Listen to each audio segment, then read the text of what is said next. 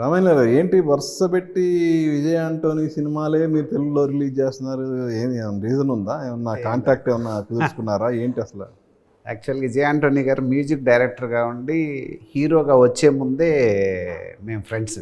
ఉమ్, అప్పుడు మేము డిస్ట్రిబ్యూషన్ చేస్తూ ఉండేవాళ్ళం back to back Tamil movies.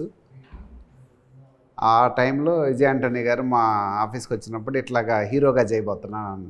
ఆ టైం నుంచి పరిచయం. అలాగే నకిలీ మూవీ చేసినప్పుడు ఫస్ట్ మనమే తెలుగులో మా ఫ్రెండ్స్ అని మనమే రిలీజ్ చేసామది. సో అప్పటి నుంచి మాకు ఒక 13 ఇయర్స్గా క్లోజ్ అసోసియేట్ విజయ్ ఆంటోనీ గారు.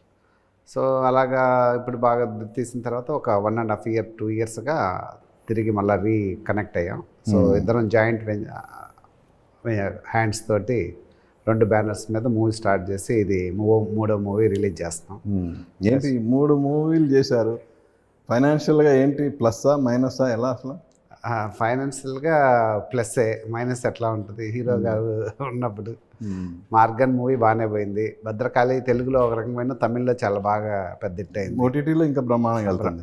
ఓటీటీలో సూపర్ డూపర్ హిట్ అయింది. తెలుగులో కూడా హైయెస్ట్ వ్యూస్ కదా సార్ తెలుగు కూడా. అమ్మ సో అప్పుడే ఇట్లాగా ఈ మూవీ ఇప్పుడు బాగా వెళ్తుంది. నెక్స్ట్ పెద్ద మూవీ భిక్షగాడ్ డైరెక్టర్తో మళ్ళీ ఆఫ్టర్ 10 ఇయర్స్ తర్వాత ఇద్దరు జాయిన్ అనమాట, డైరెక్టర్ అండ్ హీరో.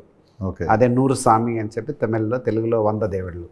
అది షూటింగ్ ఆల్మోస్ట్ కంప్లీట్ అయింది. ఇంకో 10-15% షూటింగ్ ఉంది. ఇప్పటివరకు ఈ జాయింట్ వెంచర్స్తో వెళ్తున్నాం.